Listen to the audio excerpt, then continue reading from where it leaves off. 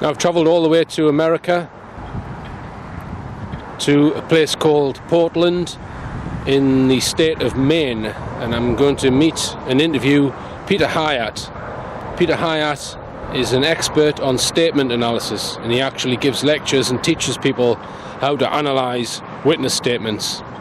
And we're going to be discussing the Madeleine McCann case.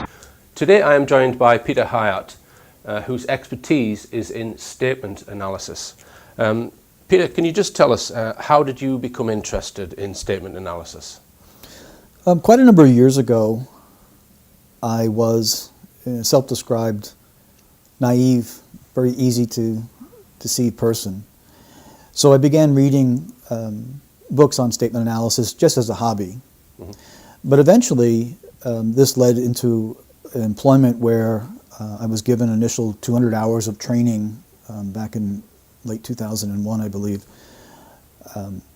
in legally sound interviewing, and from there I went into more formal training, worked on cases as a state investigator for allegations of child abuse and later on allegations of adult abuse.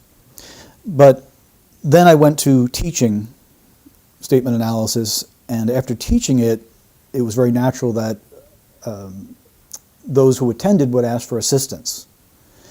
And sometimes that assistance translated into, would you do the investigation for us, especially in private companies? From there, I became more and more involved with law enforcement, in training law enforcement, assisting law enforcement. And so currently I work full-time as an analyst and an instructor, teaching law enforcement, teaching journalists, lawyers, therapists, all different professionals who study the techniques used to discern deception, but also content analysis. So it goes well beyond just saying if someone is lying or not. What are they lying about? Why are they lying? Mm-hmm. Which leads to the ultimate is when someone sends an anonymous threatening letter. Statement analysis is often able to identify who wrote this letter and what the person that wrote the letter is like. Right. This allows them to know, is this threat real? The training involves testing, quizzes, practice, more tests, more quiz, more practice. Eventually, we offer certification, and this is also part of the University of Maine's continuing education units, we call it CEUs, for professional licenses. Mm-hmm. So people are involved in formal training are able to reach a level of certification. The certification is only worth what the work shows it to be. And in many detecting deception schools, they run around 70% success. For us, that would be an abysmal result. These investigators are running at or near 100% success rate. Right. And you can test that by, you make an assertion during the investigation stage based on their statements, and then if someone is then convicted on other evidence, you know that you were correct. So that gives you a way of measuring the performance. Yeah. That's one way of measuring. This is actually rather exciting. An easier way to measure the success is the confession. Yeah. The confession or admission, and we have that more than convictions, because when a person is deceptive, and during the interview process, where they are confronted using their own words, it is legally sound, it is non-interpretive, but where they're confronted with their own words, they often will either confess or admit what they have done. Now, the difference between a confession and admission is legally we need one or the other, but an admission is to acknowledge what one has done. A confession would say, what I've done is this, plus it's morally wrong. We don't need a confession, we do need an admission. Mm-hmm. Then we have something, it's called the A to Z. This is very exciting. An A to Z is where an investigator, say in law enforcement, receives a report of an allegation. Someone has stolen. And before any of the interviews or any of the investigation begins, the person who is accused of stealing is told to write out what happened. They are to sit down comfortably, choose their own words. They're given bottled water in a comfortable setting. There is no threats. There is no coercion. Please tell us in your own words what happened. The person says, well, where do I begin? Wherever you feel comfortable beginning. So we don't introduce any language to them or any words. Person writes out what happened. If we then take that statement and properly analyze it in a scientific method, meaning we expect the same results, putting in the same data repeatedly, the investigator can now know this person did it, when he did it, how he did it, why he did it. So now a lengthy investigation has been shortened greatly. And A to Z is this, is the person is then interviewed based on their own words from that analysis. It's called analytical interviewing. No new language is introduced. The subject is not threatened at all. The subject is not interrupted. He is allowed to speak freely about what happened. When he reaches a point where he is caught by his own words, he often will admit what he did. When he admits what he has done, the investigator then takes the analysis, hands it to him, and says, review this for me. And there's often this type of unity between the investigator and the now suspect, where the suspect shares, oh, your analysis was correct here. Yeah, you're right. I did hide the gun there, and able to go through it. That investigator is now filled with resolve and confidence that he takes into other investigations. So it is fantastic traction for their careers. It's a strength for truth, and it becomes a lesson like no other. The expression, giving someone enough rope to hang themselves, comes to mind. That would be a good way of using it. They made their own rope with their own words. We didn't hand it to them in that sense. So it's legally sound. Right. And obviously the police have the benefit of being able to put someone in that position and not force them to be questioned, but request them to do that. But certain cases that have been high profile in the media, we don't always get that. We don't always get the luxury to be able to put a subject in an interview type situation to write out their version of events. We go by snippets that have come out in the media, and we are going to come on to a case shortly. Can you recall what the first case you looked at was? The first case that I worked for someone else, I've had success on my own, but the first case that I actually worked for someone else came after an instruction where there had been a theft, and local police had investigated the theft, but what they determined was that the company had too many employees that could have done it, and therefore they just closed it as unsolved. And the company had sent employees for training, and they asked if I could review their work, and then they eventually asked, could you take over for us? So I had all the employees write out what they did during their shift. I came back and said, here's the one that stole it, here's when he stole it, here's how he stole it. They asked if I would conduct the interview. I did, and he confessed. Right, very good. And have you got a rough figure as to how many cases you've looked at? Hundreds. It would be hard to tell, right, because it's most cases, I should say, at this point in my life, most cases I'm just assisting investigators. They're the ones doing the work. They're the ones that, and many of them are so good that they'll send me their analysis. That's an important thing. A good analyst never stands on his or her own footing. We always ask someone to check our work, always a second set of eyes, at least. And so we have many now in training that other law enforcement is asking them for help now because they're so good at it. Right. They're driven for justice. And is your work ever used in court or by other professionals? Well, it's used in court routinely. Statement analysis, like the polygraph, is not admissible as evidence. What happens is during even a cross-examination, the trained investigator is using statement analysis as he goes into testimony. So for instance, an example of this is a man who was accused of murder, took the stand in his own defense. And this is an example of how a prosecutor used the statement analysis to a successful conclusion. The man had been accused of killing a 13-year-old little girl out in the woods. He had claimed that he was alone in the woods. So, and when he took the stand in his own defense, the prosecutor asked, well, tell us what happened and what happened next. Those are the two most powerful questions that we have. What happened next? It allows them to choose whatever they want to choose, and this is an important point. The average person has a vocabulary of about 20,000 words. When you ask someone what happened, They must go into that vocabulary, decide what words to use out of the 20,000, where to order them, what verb tenses to use, what pronouns to use, where to place each word next to each other to communicate in less than a microsecond of time. That is a process that, when disrupted by deception, we catch. This man said he was alone. I was sitting down admiring the deciduous trees when we were losing daylight, so I got up, and the prosecutor said, "Excuse me, you said we were losing daylight?" The pronoun we is instinctive and intuitive. It meant he was not alone. The defense called for a recess. The next day they came back and attempted to explain away why the word we should mean I. The jury didn't buy it, and he was convicted. Mm-hmm. Okay. And do you purely look at written statements, or do you listen to audio, or do you watch video? All of the above.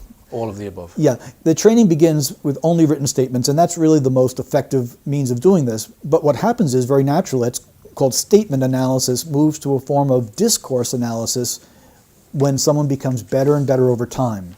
Their listening skills improve, and they're able to analyze as they're speaking. Okay, and I've got a list here of some areas that perhaps can indicate deception. Do you want to mention some of it, Peter, before we analyse the interview that we're going to look at? Sure. So hesitation? Well, we look at a disruption. Now, some people naturally will hesitate as they speak, so we look for a pattern. If someone is suddenly hesitating, we want to know why. So we call this a sensitivity indicator, meaning, for example, if I ask you a question and you answer the question with a question, you're buying yourself some time. I know this is an important question. It doesn't necessarily mean that you're being deceptive, but you've sure caught my attention. Right, okay. And searching for the right words? Well, thoughtful people can do that, but when they are under certain context, like in a missing child case, we want to know what is the relationship between the missing child and the subject speaking. If it is a very close relationship, we generally don't see someone pausing or searching just for the right words. They don't care. All they care about is the missing child. Mm-hmm. And diverting, avoiding questions? A common form of deception. All right. What about unnecessary expansion on certain subjects, like using woolly jargon and that kind of thing? Can that be a form of deception? Yes, as a matter of fact, it's one of the most important things we look at. When someone uses an unnecessary word, unnecessary phrase, unnecessary detail, we deem it as doubly important. Right. I'll give you a good example of that. When I go to the store, in order for me to go to a store, I have to leave where I am at. So someone will say, I went to the store. The pronoun I went past tense, and the store is where they went. It is very likely, statistically, to be reliable. But if someone says, I left my house and went to the store, it's unnecessary to tell us that they left the house, because you can't get to the store unless you leave. So we know something happened at the house that you're not telling me. 70% likelihood that it has to do with time or rushing or couldn't find my keys, something like that. But 30% of the time, it's critically withheld information. Right. And what about distancing language, where you try and refer to a group rather than yourself? Yeah, there's a couple of different forms of distancing language, and we look at distancing language and flag it as such. I went Christmas shopping with Heather. I and Heather couldn't be any further apart in the sentence than I just made it. What caused the distancing? Did we have an argument? Did I not want to go shopping? I could have said, Heather and I went Christmas shopping, but I didn't. So I went Christmas shopping with Heather puts me and Heather far apart. Sometimes the distance is nothing more than geographical. Sometimes it is strongly psychological. In cases where we expect very closeness, like if an assault case, a missing person case. An assault case is very personal. The language should reflect that. When someone has something happen to them where their body space was invaded and they were harmed, there's a hormonal response that's always going to show itself in the language. So when someone says that they were assaulted and there's distancing language, we look for deception. Okay. And what about the use of the word would? I would have done instead of I did do. Sure. It's one of the things that deceptive people use, and here's why. I said before that the average person has 20,000 words in their vocabulary. A more intelligent person might have 25, even 30,000 words. And when you ask them what happened, they must go into their memory. And when experiential memory speaks, it is very smooth and it goes in chronological order. A lie will disrupt that, and that causes internal stress. So people say, well, sociopaths don't feel stressed when they're lying. That's not true. They feel very stressed when they're lying because they don't want to be caught. So to disrupt that process is very stressful, and those that are really good at lying will use a substitute of words. So one of the things they'll do, instead of saying, I did not use performance-enhancing drugs, they say, I never used performance-enhancing drugs. I would never. And what they're doing is they're actually distancing themselves from an actual denial. We saw this many years ago in Lance Armstrong, where he repeatedly used the word would never or never. In all the years that I watched his interviews, all the transcripts that I've seen, not once did he say, I didn't use performance-enhancing drugs. He avoided it. And what about qualifying words which change or weaken a statement? Tell us about that. Sure. It can be used appropriately, it can be used inappropriately. If I said to you, I locked my keys in the car, you can be confident that I know where my keys are. They're locked in the car. If I said to you, I think I locked my keys in the car, that's called a weak assertion because I'm not certain if they're there. I did not shoot that man is very different from saying, I don't think I shot the man. Yeah. Okay. And what about using the past tense about a recently missing person? This is critical. In all missing person cases, we look at the use of past tense. And Richard, when it comes to a missing child and a close relative, meaning the biological father or the mother, there is such a natural denial, even stronger in women than men, that we have cases where a child has gone missing, the child has been found deceased, and the mother refuses to reference her child in the past tense.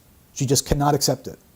So if a mother in particular, or a father, but especially a mother with the increased intensity of the bond, references her child in the past tense, we want to know something. We want to know why she thinks or believes the child is deceased. Because at times, even if the police tell them, we believe your child is dead, a mother will not accept that. So when a mother of a missing child speaks of the child in the past tense early on before the processing has taken place, she's giving us a strong indication that she may know more than she's saying. All right. And what about refusing a polygraph test? Can you read anything into that or not? Yes. John Walsh has become famous, unfortunately, for the tragedy that happened in his life here in America.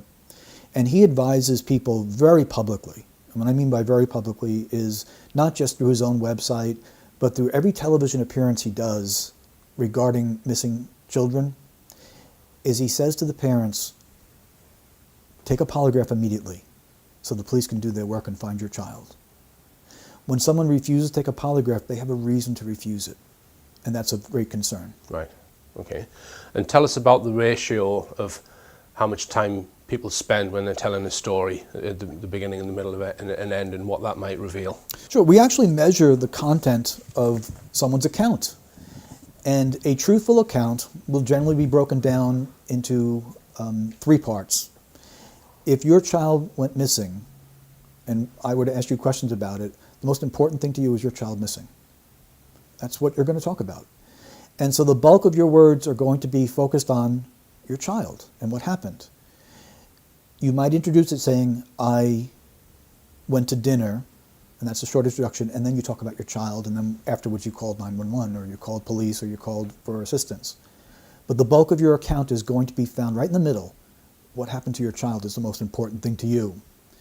Deceptive people who have guilty knowledge of what happened to their child don't want to talk about it because it causes internal stress. So they talk a great deal of time in what happened beforehand. That's where they focus their details. Whereas any parent without guilty knowledge, any innocent parent, is going to focus upon the child. Now, when I say innocent, I mean a de facto innocence, not a judicial innocence. People are innocent until proven guilty in a court of law in the United States. What I mean by innocent is the de facto or in fact innocence. They have no guilty knowledge of what happened to their missing child. Mm-hmm. That type of innocence. So right. It's important to... Yes, yeah, I understand that. Now, you run a blog, Peter, where a lot of this statement analysis subject is discussed. Can you put everything on there, all of your professional cases, or are you limited as to what you can write on the blog? Yeah, the blog is only cases that I'm not professionally involved in. So the most fascinating cases never reach the blog. The blog is also a tool of advertising for my business. The blog catches the attention of investigators and who say, oh, I'd like to study that more in depth. Most of them have had some training in their academies. Some were privileged to go on to the FBI's National Academy where they learned deception detection.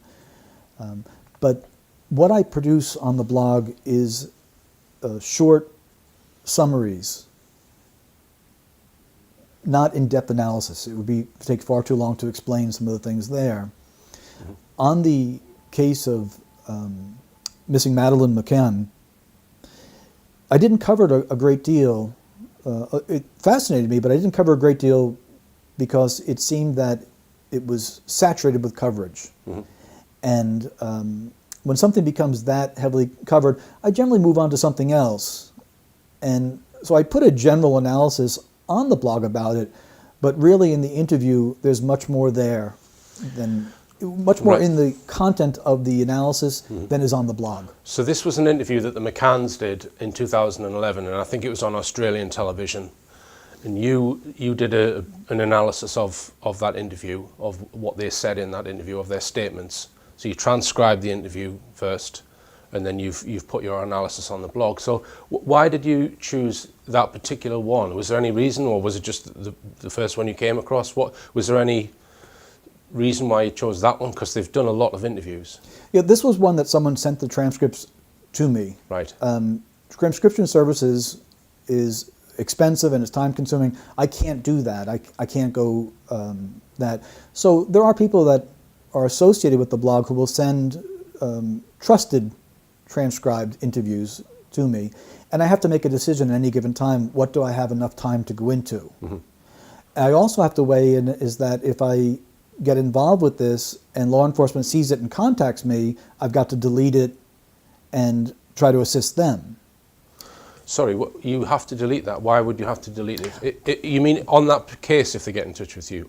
On any given case, if law enforcement requests that it not be there, that it could hinder the investigation, I take it down. Oh, I see. So let's say that people who were investigating the Madeleine case weren't happy with that and asked you to take it down, right? I see. Yeah. Or if and this has happened before too, is where a police department will say, I saw your analysis, it's really good, could you help me on this case? I delete it, because I can't comment on something that's going to be adjudicated. Right. I don't ever want to interfere with justice. Justice comes before anything else. Right. And before we do some analysis on this interview, because you've reappraised it, is that right to say that this 2011 interview, you've done more detailed analysis on it, is that? Yes, my conclusion hasn't changed, my general conclusion hasn't changed, but what I've done is more intense analysis, and there's several reasons for that. One of the reasons is your interest. Your interest is a professional interest here that is deeper than just an average person reading an article. You'd like to know the truth and in detail, and so I can give you some of the details. But there's also something else, and this really applies to so much else in life as well, is when we do analysis of a case and we review the analysis later on, we generally will pick up a little bit here, a little bit there that we may have missed or didn't focus upon. when we reanalyze something from what we call disparate eyes, from a mind that has moved on to other things, it is called the 40% rule. The same content may yield 40% more information. Mm-hmm. And it's quite practical in the sense that your mind goes on a scent. You pick up a scent and you follow it. And once you follow it to completion, you've got a good portrait. When you look at it again, maybe a month later, you don't have that same scent. Mm-hmm. And you say, oh, I need to focus a little more on something else here now. And that yields more and more content. Then you can take it and hand it to another trained analyst who now brings in more information. And so, although it doesn't change the conclusion, it enhances the analysis itself. Mm-hmm. We're literally entering into the perception of reality from the speaker. Before you tell us your analysis on this interview, just want to mention the legal aspects of this. This is opinion. Yeah, there's no statement of innocence or guilt. Is that, just tell us what an analysis is in those terms? Yeah, we call it presuppositional thinking. We go into a statement presupposing an opinion.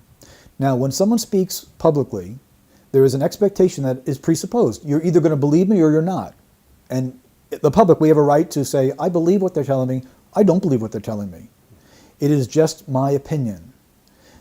If I say I believe someone or I don't believe someone, as a statement analyst, it's my opinion, and here's why I have this opinion. So I'm able to explain why. Now, this is not, it sounds like a moral exercise. It's not. When someone speaks, we presuppose that everything they're telling us is the truth. We actually go into the analysis believing everything they said, unless they talk us out of it. Mm. If they talk us out of it, not only are we able to pick up that they are deceiving us, but the words that they chose in deceiving us can often reveal what happened. Mm-hmm. And that's what I believe is the case we're going to look at. But because the analysis is your opinion, you've not had any legal issues from subjects that you've done analysis on in the past? Just to ask that question. Well, I've had some complaints. Representative Anthony Weiner from New York was upset several years ago about my analysis. He had been sexting, sending sexual pictures to people from his phone, and he claimed that it wasn't him doing it. Oh. And so I had received a complaint from them, and I said, number one, it's my opinion. Number two, I'll take it down when he tells the truth. Right. And since then it's okay. Yeah. And you're confident, because you obviously understand why I'm asking that question, don't you? Yeah. But you're confident that because it's opinion, it's absolutely fine to say, and there's no ramifications. Yeah, unless someone has been convicted in a court of law, they are judicially innocent. And we have an opinion whether we believe that's accurate or not. Mm-hmm. However, because of what I do for a living, my opinion has consequences. So if I am able to go through an entire interview like the McCann's gave and make a conclusion, it's going to impact my ability to provide for my family. So anyone can have an opinion that's perfectly appropriate. It's legal to have an opinion. If I have an opinion, I can say anywhere between 10% to 100% certainty of my opinion. There's something on the line there for me. If I am wrong, law enforcement is not likely to hire me to work for them. Right. But first, for 4 years, Kate and Jerry McCann have lived a never-ending ordeal, and they still don't know when or if it'll ever end. It began on a family holiday in Portugal when Madeleine, their 4-year-old daughter, simply vanished. She hasn't been seen since. Tonight, the mystery deepens. You're about to see home video never shown before and learn the vital clue Madeleine left behind. Here's Ronnie Sadler. Okay, spin around, darling. Right round. Oh, yes, I can see your wings. It's a big smile. Oh, yes. One more, big smile. That's pretty. She was an incredibly beautiful baby, actually. You sound like the most biased parents on the planet now, but she was just really compact and just a really kind of nice, round, perfect head, and you know, and then she opened her mouth and the whole world knew she was with us. This would not be considered a blatant past tense use of the verb was. Here she says, she was incredibly beautiful baby, actually. One could argue that she, at age 3, she's no longer a baby, and that they are referring to a period of when she was born, and that would be an appropriate use of the past tense. So I don't assign to this a red flag because of the context. It does concern me, at this point, it's just a little bit of alarm now, that in an interview of a missing child, they're talking about her in the past tense. I expect some form of follow-up that will be in the present tense.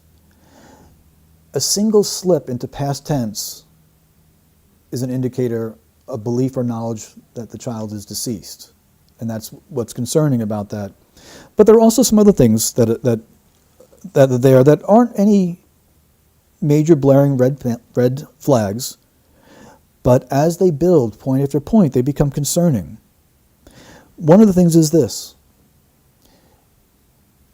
parents of missing children who show guilty knowledge of what happened to the child will often find a subtle way of insulting the child, insulting the victim, blaming the victim, disparaging the victim. When someone is missing, like or when a child is deceased, we call it the angelic view. The child is elevated beyond any normal child. Everything is wonderful. And we hear the subtle disparagement in guilty parents. Casey Anthony actually called her little daughter a name, a derogatory name. In shaken baby syndrome cases, the baby wouldn't stop crying as if it was the baby's fault. The baby wouldn't take her formula as if the baby was at fault. And what that is, in guilty statements, within human nature, there is some drive to justify what happened, to clear oneself. So I don't like several things about this. I don't like a past tense reference without following up present tense. It continued there, and we have a praising of the baby that I do like, and then when she opened her mouth, the whole world knew she was with us, is a subtle way of saying that she was really loud. I'm not sure that sounds like praise. I have 6 children. I have 2 grandchildren, and I listen to the words of parents regularly.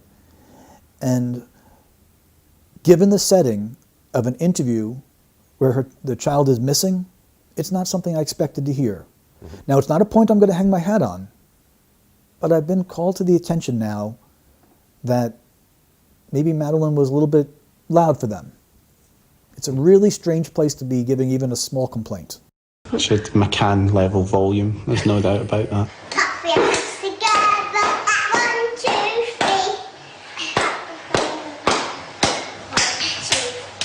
Yay, well done. Okay, let's sing another one. I always wanted to be a mother. I don't know, if maybe that stemmed from being an only child and sort of, you know, wanting that feeling of family.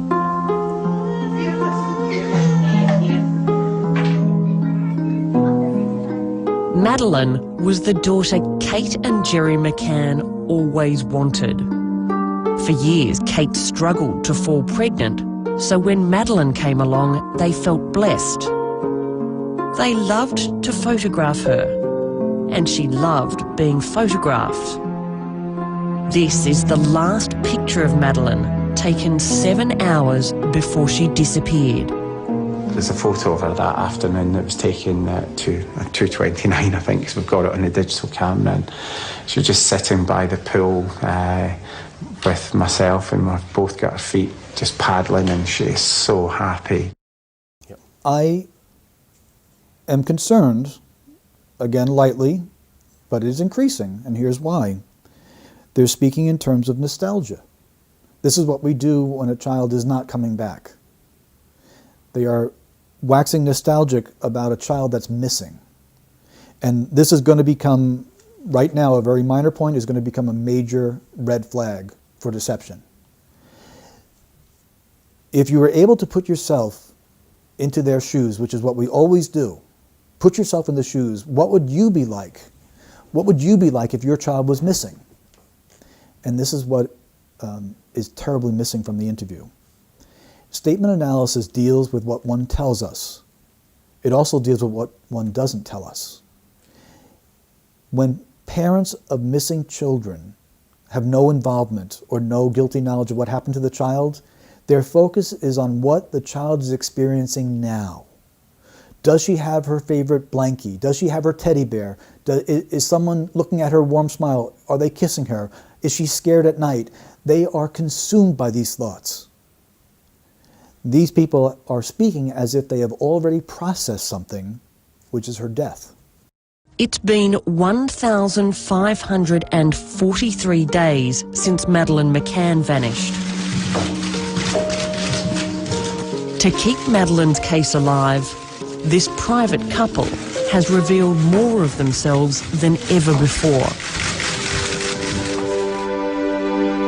Kate and Jerry are both doctors. They married in 1998, and in 2001, after 3 years of failing to conceive naturally, they began IVF. 18 months later, on the eve of another hospital appointment, Kate did a home pregnancy test.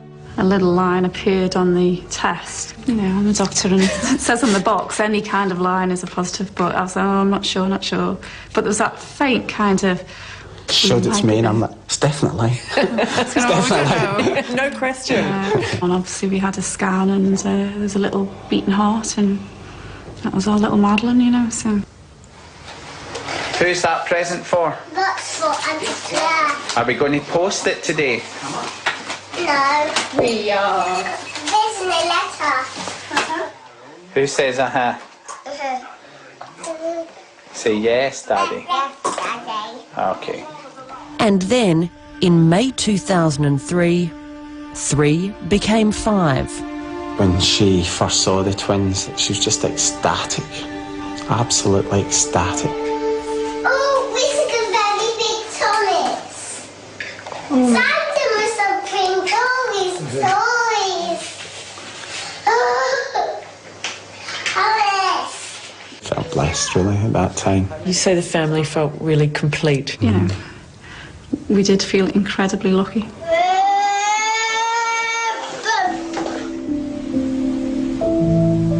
In late April 2007, the McCanns decided to travel to Portugal for a family holiday. In the pink pants climbing the stairs to the plane is Madeleine. Oopsie, you all right? It was the McCanns' first overseas holiday as a family, and they went with 3 other couples. Cheer up, Jerry, we're on holiday. It's a small resort. It was out of season, end of April, beginning of May, and it was incredibly quiet. We felt very relaxed there, very relaxed. A couple things about that is we like to hear people speak for themselves how they felt, not for we. Then we look at anything that's repeated. So we have the word relaxed, repeated. We have the word very repeated. So very relaxed, and not for himself, Jerry, but for both of them speaking. Okay. So if they're speaking together, that's appropriate. They're now speaking. He's now speaking of their emotion together, and that's not always so usual. And they are telling us how very relaxed they are. This is narrative storytelling.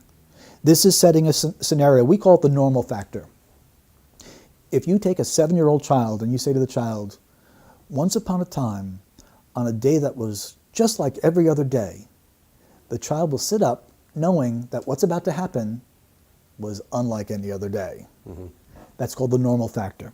If someone says, I'm a normal man, what they're saying to you is either they themselves or someone else has said, you're not normal.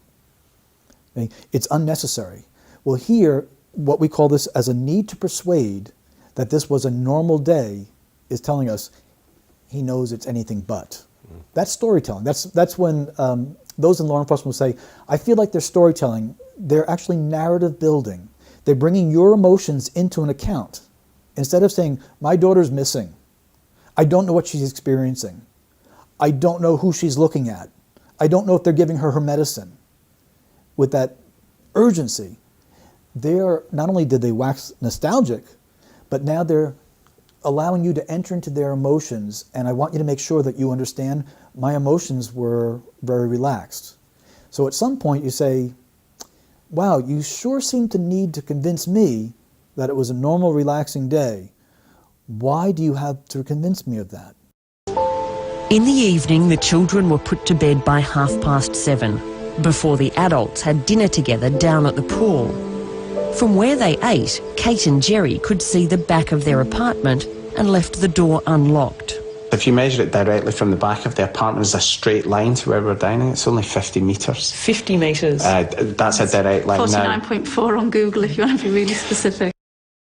Okay, now one would say in defense of them is that, hey, they've been accused of neglect.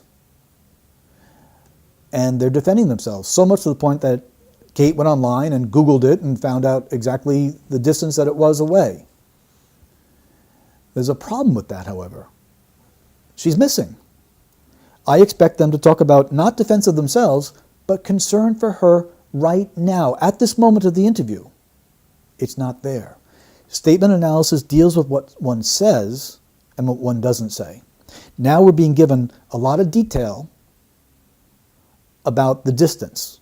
Before I was given a lot of detail about what Madeleine was like. I've not heard yet a single detail about what Madeleine is experiencing in the hands of strangers. But the proximity was very close. This is insightful because, first of all, the word but will refute what just preceded it or minimize what preceded it. But this is insightful. I simply ask a listener to answer this question for me. Who are they most concerned about? Are they most concerned about Madeleine or about themselves? How can they not be concerned about Madeleine? How could they even care? They should be really accusing themselves of neglect.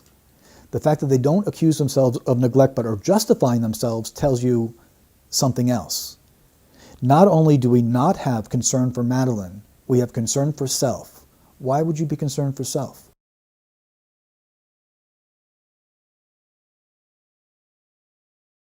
Madeleine and the twins slept in a room at the front of Villa 5A. Kate and Jerry believed their shuttered bedroom window, overlooking the car park and street, was closed and locked. Every half an hour, the parents would take turns to check on each other's children. We thought that was the best thing, and it seemed to work absolutely fine, and we didn't have any problem right until the Thursday morning when Madeleine said, why didn't you come when we cried last night? We thought, that's odd. Okay, well, when you look at the word but I mentioned before, that should call your attention to what preceded it. And what Kate had said was 49.4 on Google, if you want to be really specific. And I asked the question, who would want to be really specific in this case? Well, the investigators would be. When a child goes missing, the innocent parent's brain never shuts off. This is why they don't sleep, not just the anxiety, but they replay everything in their mind due to a hormonal rush. The fight or flight hormone is elevated, it's up there. In this hormonal increase, their mind goes to detail, particularly when they try to sleep. They will often call the voicemail of a detective and say, I just thought of this and I just thought of that. Always on alert, high alert. Here we have this type of high alert detail, but not about Madeleine, about justifying themselves. So with that context, the context now is they are concerned for themselves. When a child goes missing, this is very personal to a mother, and this is very personal to a father. No matter what, when a child falls, a father feels responsible. The father didn't protect the fall, even though he really has no reason to blame himself. We do that. It's just natural. We speak for ourselves. At this point, I am not comfortable with the word we here, we thought, because now he's entering into what she thought. And listen to his words. We thought, not I, but we thought that was the best thing, and then a pause, or a and it seemed to work not fine, but absolutely fine. Then he says, we didn't have any problems. Now, when we ask people what happened is limited to a finite number of things. And they will choose which is most important to tell us. When someone tells us what didn't happen is an infinite number of things. So when they tell us what didn't happen, we are on high alert now for very, very possible deception. And here's what we have. Until Madeleine said, or when Madeleine said, why didn't you come when we cried last night? How old was Madeleine when... Yeah, three, nearly 4. Yeah. Sure. As a parent, as a grandparent, and someone who taught parenting classes for years, many years ago, children are by nature narcissistic. A child will say, when I cried, not we. The child is not going to show concern at that age for little babies, unless, two things, unless the child is a little bit older, 5 or 6, and the child is parentified, meaning the neglect in the home has been so severe that the 5 or 6-year-old is being the parent to others. Mm-hmm. And you'll see this in child abuse cases where a neglectful mother will say, look how she can cook her own meals on a little hands that should never be near a stove or an oven. The neglectful parent is boasting about it. Well, here, Madeleine did not express concern for others crying other than herself. She's too little to do that. It's when I cried. So at that point, based on that pronoun usage, as a professional analyst, I'm comfortable saying this is not a truthful statement. You now think somebody had either tried to get into the room or was in the room and woke them up the night before? It just seems too much of a coincidence that she made that comment and then that happened that night. Yes, what she's now doing is she's floating doubt for people. She's floating doubt. And she's going to do it more intensely coming up in a moment here. But she's allowing for people to enter into an emotion that doesn't exist. And this is very important in statement analysis. When we experience something that is emotionally charged, I once had a man point a 9mm gun at my head as he was robbing someone in a drug robbery. After it was over, I called police to make the report. I was fine. A couple hours later, I shook with emotion. Like, what just happened? The reason being, it takes time for us to process emotions. If I were to tell you a truthful account of what happened, it's not riveting. It would sound very boring. If I process all the emotions years later and I tell it in a storytelling, I would say this. I once stood in the darkness, and when a man pointed the 9mm gun at my head, the hairs on the back of my neck stood up. And I would tell a story to engage you into the emotions. We call that artificial placement of emotions. Editing, storytelling, narrative building. By the way, I'm not sure if anyone is paying attention at this point. There's a missing child here that I've had no concern expressed for. Mm-hmm. Mm-hmm. This is why this interview jumped out at me. All right. She's actually bringing to the point where the 3-year-old child is some sort of intuitive expert. Right. Your child is missing. What are you doing? When are you going to talk about that? Looking back now, you think that could have been your one chance to save her? Well, as soon as I discovered that Madeleine had been taken, it just hit me straight away what she'd said that morning, and I just thought, my God, someone tried the night before. Okay, in statement analysis, we have a number of sensitivity indicators that are very closely associated with deception. In fact, in this sentence itself, there's enough to conclude deception. First of all, she is infusing emotion into reporting what just should have been said. Second of all, she's going to a conclusion. She didn't say, as soon as I saw that Madeleine was missing.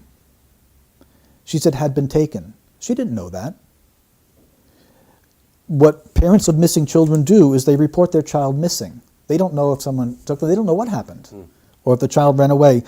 By jumping to the conclusion, she wants to make sure that you know there's a kidnapping. She has a need to persuade the audience there was a kidnapping. The need to persuade itself underlies the weakness.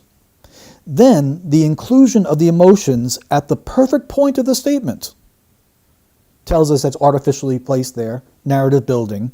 Then we have the infusion of deity. This is often found statistically in deceptive people. They're looking for a greater witness than their own words. When I ask someone, why should I believe you?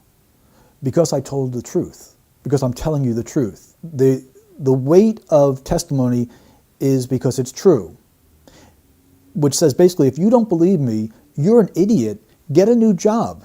You shouldn't even be investigating, because I told the truth. The burden is on you because I'm free, because I told the truth. No matter how much you dig, you'll never find contrary because it's truth. The entire weight of the argument is based upon truth.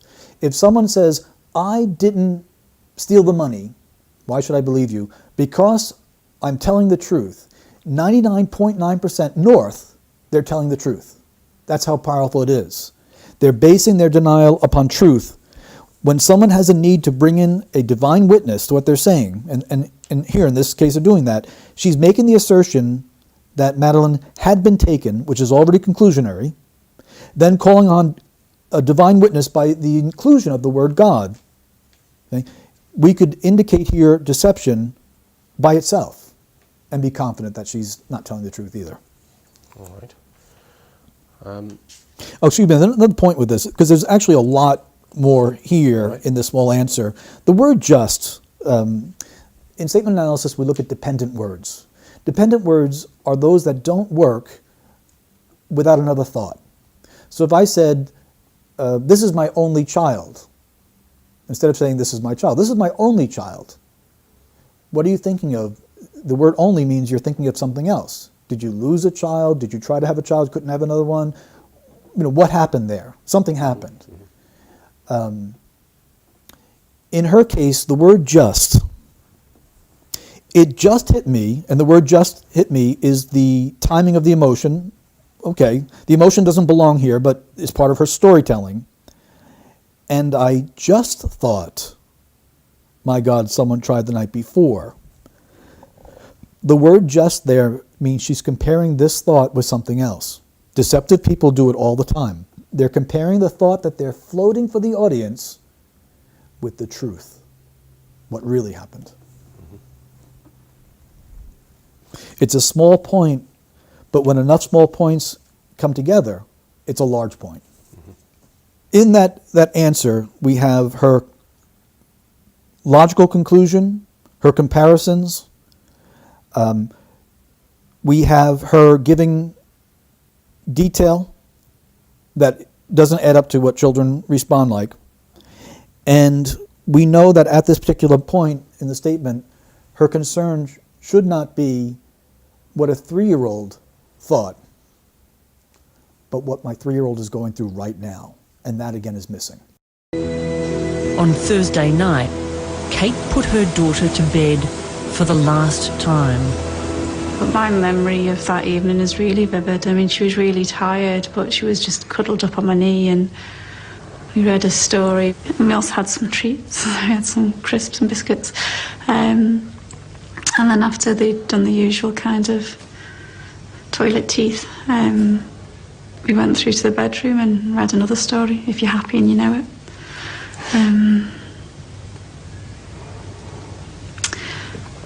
Yeah.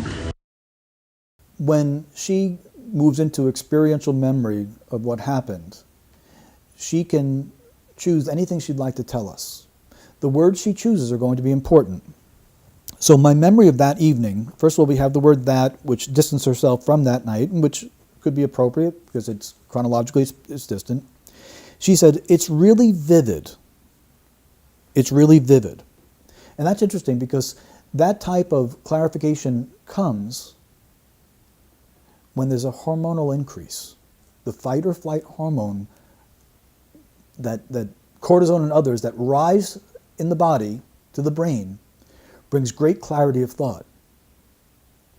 But if this was a normal, quiet, happy evening, what would cause such vividness in her memory?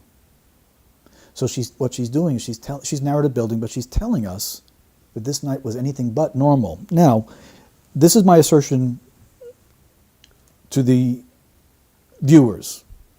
By saying it's really vivid, she's choosing these words. She's telling us, she wants us to believe that her memory is very strong with details. It's not just vivid, it's really vivid. And I believe her. I mean, she was really tired. Now, she is using her own words. We must believe her. We must listen to her. I believe that her memory of that evening is very vivid because her hormones were on super high alert. I believe that Madeleine was really tired, and that Madeleine's tiredness is important to this case enough that she's mentioning it here. We should be listening and believing her. But she just cuddled up on my knee, and we read a story. And we also had some treats. This is a portrayal of a really good mom. Okay? Now, I'm asking the viewers to enter into not reality, but the verbalized perception of reality. She's telling you, my memory is really strong for a reason. I believe her. Madeleine was really tired, and there's a reason why that's here too. And I'm a really good mom. She has a need to tell us this while her child is missing. Okay? This is often an indication of neglect or abuse. There's a correlation between mothers who, when they go for substance abuse treatment, if a mother says in the in-screening of substance abuse treatment, I'm a really great mom, or portrays it in any way, shape, or form, it's a signal for the therapist to go into the history and find this mother has been involved with Child Protective Services. Okay? In other words, great moms are often too tired to talk about how great they are, just from being tired. It's the need to brag is concerning. Now, her child is missing. At this point, the self-condemnation should be through the roof instead of the boasting. This is not a good sign. I'm believing her as she's guiding me until she talks me out of it. I think they may have read. I think they may have had some treats. In fact, she's given me exact details of the treats because I think she really is vivid memory because the hormones are really high, which is concerning. And then what I mentioned earlier about the normal factor, here we go. The usual kind. In other words, it's a normal, usual night. The need for her to express that tells us it was anything but. It was anything but. Now, the mentioning of toilet, teeth is unnecessary. There's any number of things that you do with a child, but she chooses to include these things. These associations in language are often associated with sexual abuse.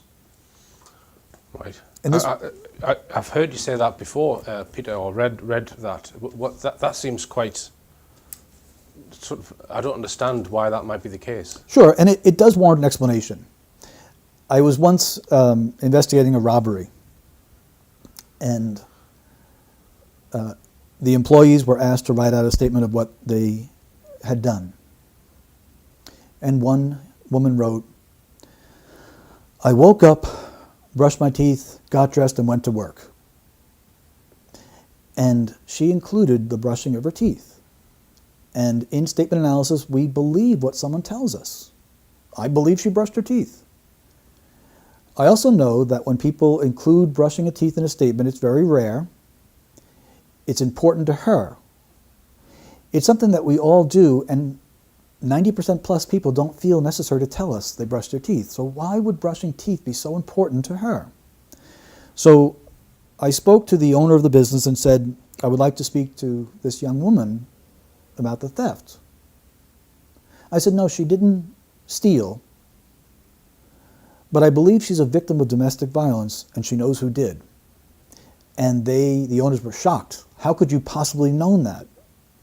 We had met with her. She is in a domestically violent relationship. We talked about it. We've been trying to get her out of it, but she won't listen to us. How did you know? I said, because she brushed her teeth. And they thought that was just crazy. I said, no. What we do is we flag personal hygiene. And we ask you to consider what her life is like. Women that are involved in domestically violent relationships are generally not subject to violence. It is the threat of violence that controls them. So in her world, when she gets up in the morning, she goes into the bathroom, she locks the door, and for a few minutes, she feels safe while she's brushing her teeth and tending to herself. Because the rest of her life is controlled by him. He might text her at work, he might call her at work, he might control things. And what I think happened there was that she allowed him and his gang to enter access into the building to commit the theft. Brushing her teeth was something so important to her that she mentioned it. So whenever we see personal hygiene, where it is unnecessary, we explore for these matters. Now, the idea of sexual abuse comes in with water. School teacher notices that little Johnny comes to school every day and he's always clean, but before every snack or after every snack we got him to wash his hands. Like all little children, that's just kind of a norm.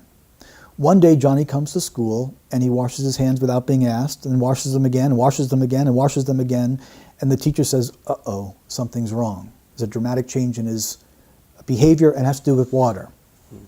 Okay. What they have to explore for is the possibility of sexual abuse. When a child is sexually abused very early on,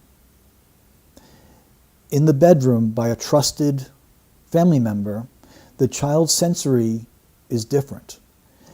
And someone may be 40 years old and say, when I went to the store, I opened the door and went in.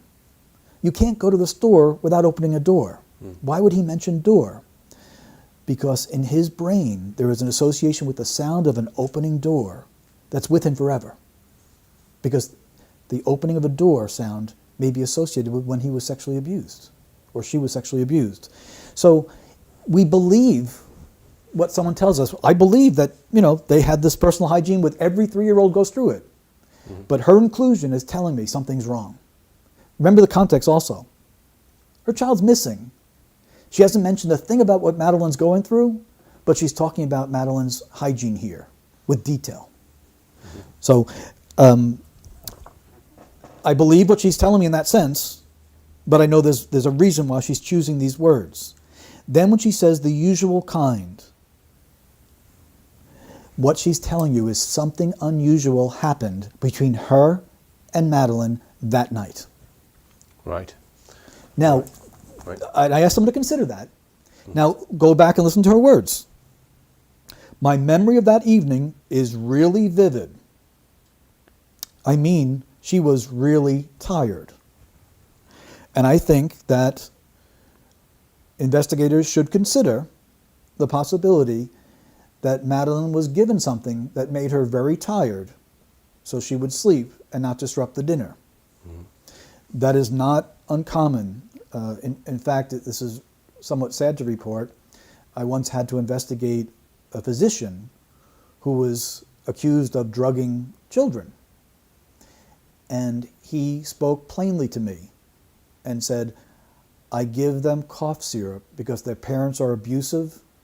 The state cannot take the children away from the parents, but I know they're abusive. And by giving them a teaspoon of a type of cough syrup that will help them sleep, the parents' drug night will not be interrupted, and the child won't suffer even more so. It was a dreadful decision that he made, and he didn't practice medicine very long after that, as you can probably imagine, but it's something much more common than people would believe.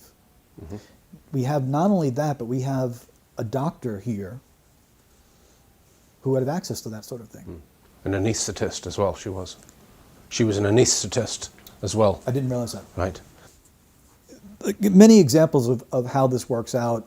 When someone is accused of sexually molesting a child and the man says, I'm a normal, happily married man. What he's saying is, I don't deny the sexual molestation, but I want you to think I couldn't have done it because I'm married. We're married people, still sexually abuse children. So when the word normal is used, it's an indication, and any word near that, normal, usual, regular, when it is used, it means the person is thinking of something unusual, abnormal, not the norm.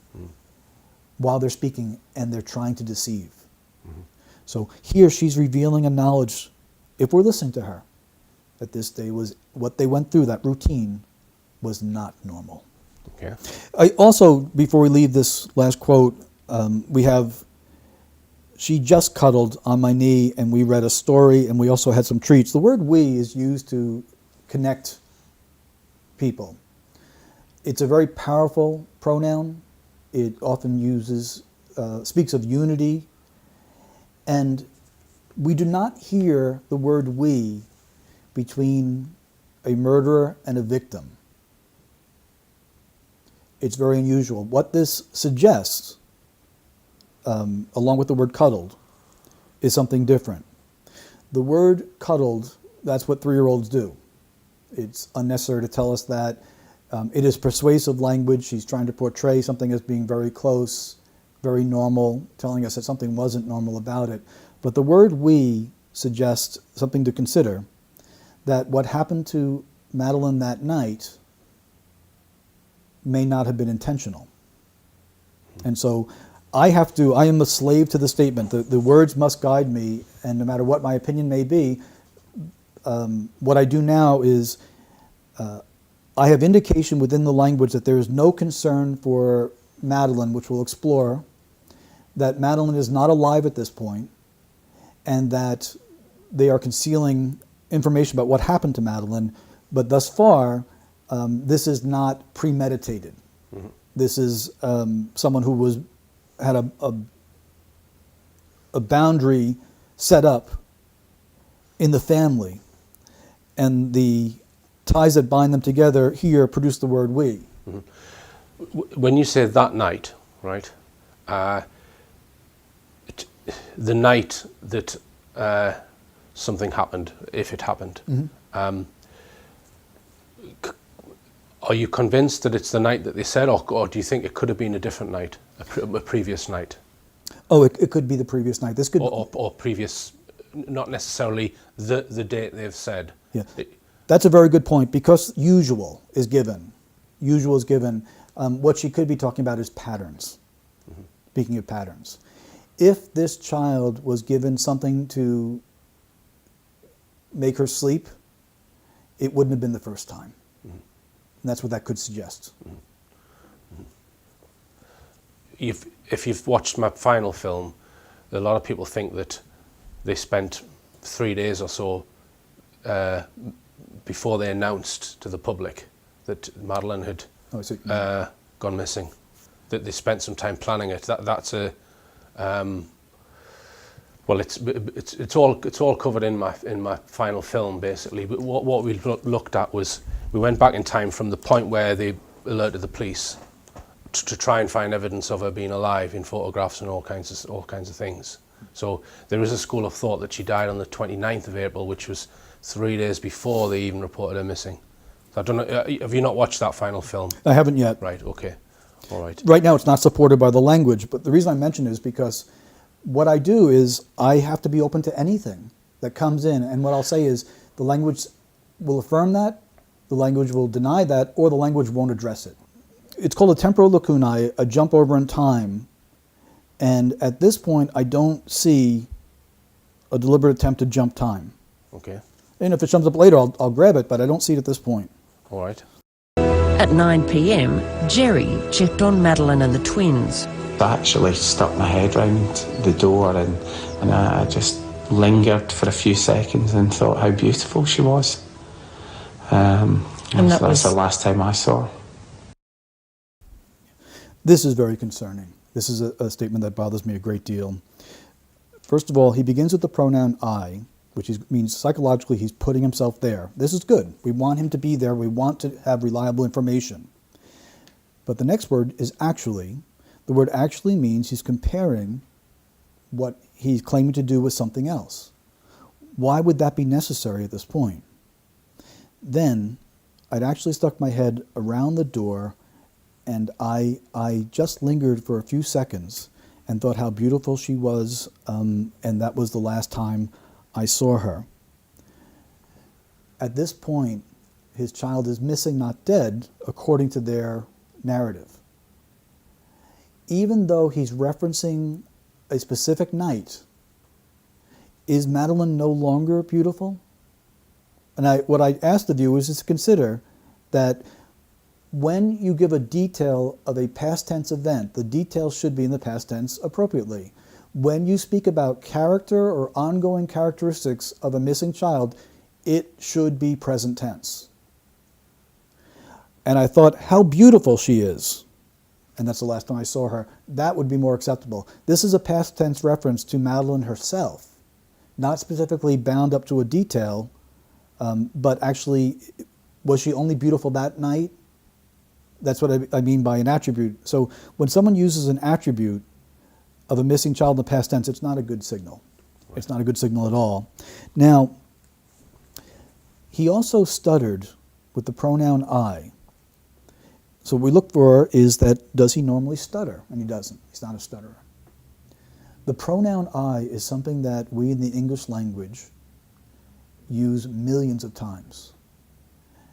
We are as good at using the pronoun I as we could be as good at anything in this life. When someone stutters on the pronoun I, there is an increase in tension and anxiety. And this stutter bothers me here. And it's important. He's talking about his daughter in the context she's still missing. So while the several things are wrong, he gives a narrative or an emotion. He references her beauty, which should be ongoing, and it's not. And he stutters on the pronoun I, and I still wait to hear concern for what Madeleine is going through while this interview is being conducted. And that's going to be a bigger point as we move forward. Yeah. Excuse me. The last time someone sees a missing child is always going to be important. Right. This may sound a bit strange, but I believe him. I believe that the last time he saw her, he did linger. And he did think about how beautiful she was. I think this is where she was disposed of. And I'll build this theme as we go along. All right. The last time you saw her, you thought how lucky you were. Exactly. And that bothered me because that's very poor interviewing. That's why we train journalists to not teach someone how to lie. Because the problem with that is he did not think about how lucky he was unless something was wrong. And that's, I can't say that he thought how lucky I was. He only affirms it from what the interviewer said. The interviewer should not have said such a thing. The interviewer is speaking as if the interviewer believes the child is dead. If you have no guilty knowledge of your missing child and you leave the child to go to dinner, you're not going to have that type of nostalgic thoughts. You're just going to dinner and, we'll miss her, we'll be back in shortly and everything will be fine. You don't have those type of thoughts. Having those type of thoughts is an indication of guilty knowledge that Madeleine's gone. Your world shattered within an hour. We now have a period of time, and we also have a case of distancing language where he didn't say, my world is shattered. If my daughter was missing, my world is shattered. Not your world, not someone else's world, not everyone's world, because everyone experiences this universally. My world is shattered. I'm the father. What's going on with Madeleine right now? No concern. What I'm building towards is this. There's a reason why the McCann's do not show any concern over what Madeleine's experiencing right now. They're intelligent people. They're no dummies here. They're intelligent people. They're not concerned. Parents are forever concerned because even Stephen King said, the terrors that a parent's mind can conjure up in wondering what my children are going through is more horrible than anything he could write. Our imaginations double down on us when we try to sleep, worrying about every little slip, every little fall of our children go through. They have shown no concern in the most extreme of circumstances, why not? And they're going to answer that question for me. So Jerry, as a biological father, is telling us that his world isn't shattered. Your world is. That's distancing language. At 10 p.m, it was Kate's turn to look in on the kids. At that point, I expect to hear, I got there and Madeleine was gone. That's, it's not a discovery. It is a traumatic, personal, up-close personal, extreme event that puts hormone levels so high that if they don't recede quickly, there's going to be PTSD. In other words, the hormonal response of finding your child missing is going to be so extreme that in a few moments, you're not going to be able to reason the emotions down, the hormones down. If you're driving your car, and as you're driving, someone cuts you off, and you grab your wheel, and you can feel the flush of hormones. You feel it physically. It's a physiological reaction. You say to yourself, I'm okay, and your hands begin to loosen, the blood goes back towards the blood flow that initially went out to protect you, and the hormones recede in just a few moments, maybe a second or two, maybe even less than a second. If that hormonal response were to stay elevated for more than a few seconds, it is very likely that 30 years from now you're going to wake up screaming because the brain has an imprint on it. If you walk through the door and found your child missing, the hormonal response is so extreme and there's no reasoning it down, that parent will suffer for the rest of the parent's life, even if the child is found safely a week later. 30 years later, the parent will still wake up screaming because the imprint on the brain, the inability for the brain to process the most powerful of human emotions, of mother-child bonding, it can't happen properly. And so we can mitigate it by trying to get them to process it. Journaling is very helpful, but it is so intense. And that's why the vividness is so powerful. And it's physiological. When you're under attack, when something like that happens, your pupils will dilate, you go on high alert, blood will flow to and from certain parts of your body, your legs will become stronger so you can run. The blood goes away from the internal organs so that if you're knifed, you have a better chance of surviving. The hairs, people say the hair on the back of my neck stood up. It's actually true. Piloerection it's called. It is some kind of built-in mechanism to make us look bigger and stronger. Those are the type of reactions that you will have if you find, or I will have, if I find my child being missing. She tells us I had that type of reaction with the conclusion that everything was normal. You can't have it both ways. This is a disconnect that means she's not speaking from experiential memory. She's using certain points of the account, stitching it together in an overall deceptive account. The bedroom door where the 3 children were sleeping was open much further than we'd left it. I went to close it to about here, and then as I got to here, it suddenly slammed. And then as I opened it, it was then that I just thought, I'll just look at the children. And literally as I went back in, the curtains of the bedroom, which were drawn, were closed. It was like a gust of wind, kind of just blew them open. This is not a sophisticated liar. This is a silly story where my child is missing and I'm talking about the curtains and blowing and all sorts of emotions. That's where someone who is a police officer, even without terrific training, will say, storytelling. This is storytelling. Well, we call it narrative building, and what she's doing is she's giving the inclusion of emotions, besides many other indicators of problems within the house, including the door. The bedroom door where the three children, not my kids, that's distancing language there, were sleeping, was open much further than I'd left it. That's not what she says. We left it. Does that mean that she and her husband each took a hand and moved the door to a certain level together? Because that's what she wants me to believe. Mm-hmm. She's lying. Mm-hmm. This is deception. The fact that she's using door for deception is because she's building a narrative about a kidnapping. The need to build a narrative about kidnapping says the child wasn't kidnapped. That plainly. And literally, as I went back in, the curtains of the bedroom, which were drawn, were closed. It was like a gust of wind blew upon them. She's asking you to enter into an emotional, fictitious account. This is the writing of fiction.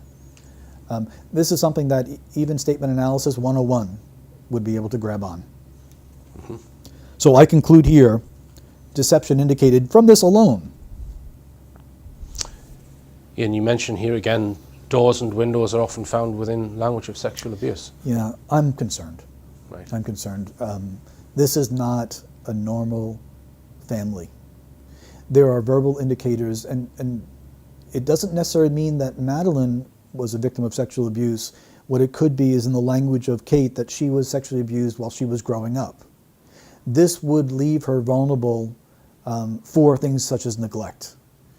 And if you take that to the next step, someone that has been sexually abused in childhood who is now vulnerable to neglecting her own children, possibly even failure to protect, if someone else like her husband was involved in sexual abuse, we would find the need to persuade us, I'm a great mom. We were cuddling. Okay? The reason I indicated deception with that statement about cuddling is because whenever someone says, we call it the I love you factor. I kissed my kids, told them I loved them, and went to bed. Everyone kisses their kids and says, I love you, go to bed. When you see that in a criminal statement, they're telling you something is really wrong between me and the kids. So her need to persuade about the cuddling, if you consider it carefully, you must be open to the fact that she may have been holding a lifeless body and has a need to persuade, no, this was cuddling.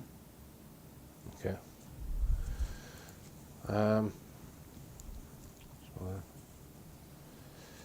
This answer, by the way, was one of the most important answers because here we were able to look at the larger measurement of the statement of what happened as she gets into it.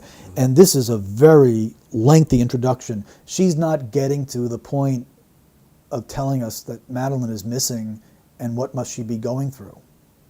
She is narrative building of even if we just measured it with the scientific measurement of our formula of 25% introduction, 50% content, 25% afterwards, she is heavily delaying getting to the point and giving lots of unnecessary details. Mm-hmm. Where do we have more detail? On what Madeleine is going through or on the windows? And the curtains, which had been closed, just swung open into the room and revealed that the shutter was all the way up and the window being pushed right across. And then I just knew she'd been taken. Right. She goes to a conclusion of the matter and she goes into present tense language. This is an intelligent woman. She knows how to use verb tenses. When someone is committed to something that happened, I came to the building, not I come to the building. Well, here we have a continued description about the curtains, which is concerning to me, just swung open into the room and reveal that the shutter was all the way up. So if we want to believe what she's going to say is that the reason that she knows that someone had been taken her is because she walked into the room and the room just did magically opened itself up and said, look at the evidence. She's lying. Okay. This tells us Madeleine was not kidnapped. Okay. Kate says after a quick, frantic search of the apartment, she ran back towards Jerry, who was still with their friends at the table by the pool. I can't remember exactly where the table was. It's kind of in this bit. So it would be about round here. And I was kind of sitting in this bit. Yeah, I mean, Kate's clearly distraught and I jumped up, but it was kind of disbelief. She can't be gone. She can't possibly. How could she be gone? And I was saying that to Kate as we were both running. Deception indicated, and here's why. First of all, we have him making an assertion. I know where the table was. I know exactly where the table was. So he's giving us an indication, I'm on high alert, the same what she had done before. And then, with this precise language, he immediately moves away from it. it was kinda, he now qualifies it, this bit, so it would be about around here. And I was kinda sitting in this bit. So going from this exact, this is a form of self-censoring. He is stopping himself from going to this precise way he has a need to conceal. He then describes his wife's emotion. Kate was clearly distraught. Now consider this. If your child is missing, you're going to be distraught. Telling us that she's distraught is narrative. It's not necessary to say. I didn't think that she stopped to smoke a cigarette and to look at how beautiful the stars were in the sky. Of course she'd be distraught. Telling us that she was distraught is unnecessary, therefore it's very important. But he now looks to persuade me. Not only was she distraught, but she was clearly distraught. In other words, her affect of being distraught was beyond any debate. So I want you to know that when my child was missing, my wife was really, really, really upset. That's goofy. And that's what this is. It's a need to persuade. That sounds, to the average listener, that sounds goofy. And I jumped up. You know, we did not think that you stopped for a cigarette. We did not think you said, okay, let me have dessert first. This is also unnecessary language. And then he says, kind of disbelief. I believe him. Because he knows it's not true. He knows what he's doing is narrative telling. And so the first thing he's going to say is, where is she? We must find her. No, she can't be gone. She can't. She can't possibly be. How can she be gone? This is an important part for your viewing audience to understand. Guilty people will ask questions. They are looking to see what answers are out there. They're looking for responses from even the interviewer, from police, from the audience. They're floating their alibis to see, will you agree? The first thing that anyone would say if your child was missing is, where is she? Not how can this happen? No, this can't be happening. Now, we don't even reach denial stage yet. As a father or mother, the first thing we do is, no, I'm going to find her. She wandered out. The door was open. She's out here, let's get her. They know that she didn't wander out. So he artificially not only imputes his emotions into this part of the statement, he artificially inflates both of their emotions. The fact that he says that he had to do something immediately, and I jumped up, it itself is unnecessary. Of course, any father's going to jump up. He has a need to persuade us. He might, at this point, be reliving the emotions, the motions that he went through in this. So he gives us, he wants us to think that he's in denial. She can't possibly be what? He stopped himself. Be dead? How can she be gone is a question. And I said that to Kate, no. And I was saying that to Kate as we were both running. Now this is also interesting, and it may be a little bit overkill, but this is what analysts do. We would take this short answer and analyze it for hours. And just one small point here. And I was saying that to Kate as we were running. Nope. As I was saying that to Kate as we were both running. He has a need to persuade that both were in earnest, both were upset, both were in emergency mode, because they weren't. Those that are in emergency mode don't even need to tell us they're in emergency mode, but they certainly don't need to persuade us. His need to persuade that they were in emergency mode tells us this was not unexpected, this was not an emergency. Richard, he's lying. Okay.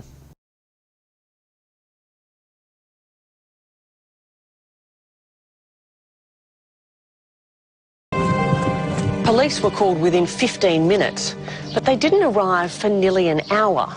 It took them another 2 hours before they bothered to seal off Madeleine's bedroom.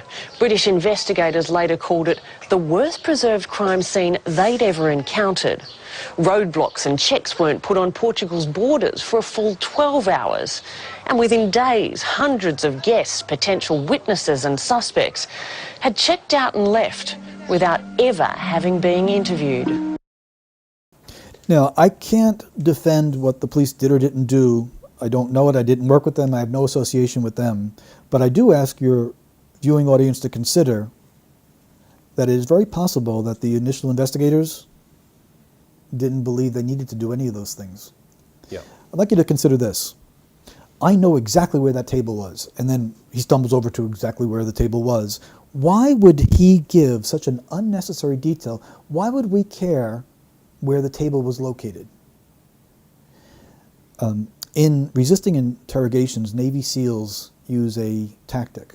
If an enemy takes a Navy SEAL, the Navy SEAL is taught to resist the interrogation by giving enough truthful details of something irrelevant to satisfy the interrogators. And so Navy SEAL is captured, and he talks about how he dives and cleans the ship. And he gives such details that the interrogators think this idiot is someone's job is just to clean the ship, and he's going on and on about every detail of how he does it and how long he's underwater, what tools he uses. Nothing to find here. Jerry shows a stronger or a more efficient level of sophistication and deception in this manner. This is, in fact, what you had mentioned earlier in your question. This is a form of diversion. He is safely going in to describe a table, because that's a safe thing to say. We call this leakage. He knows what happens, or I'll say it this way. The brain knows what happened. He now has to go into the brain and talk about what happened, but not give it away. It's really difficult because he might choose some of the wrong words by accident. So he focuses on a table, and then he stumbles on it because it's such a ridiculous point. He's using a diversion tactic because it's necessary. So what we do is we say, well, here's a diversion tactic. Why would the dad of a missing little girl need to make such effort to divert attention away from what happened? The night seemed so long. Every second was excruciating, and it was dark, and he just wanted to be light and everybody searching, and Madeleine found. Okay, this particular statement itself is very concerning. First of all, we'd ask the question, for whom was this night so long and so excruciating for? For Kate. Or if we want to listen to her words, it was not even for Kate, it was for you. Listen to what she says. Believe what she says.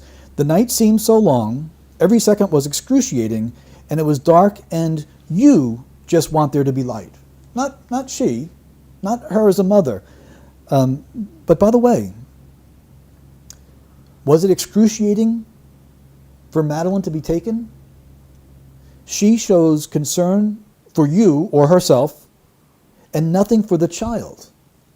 A parental instinct is so powerful that we've used it in judicial courts since time out of mind.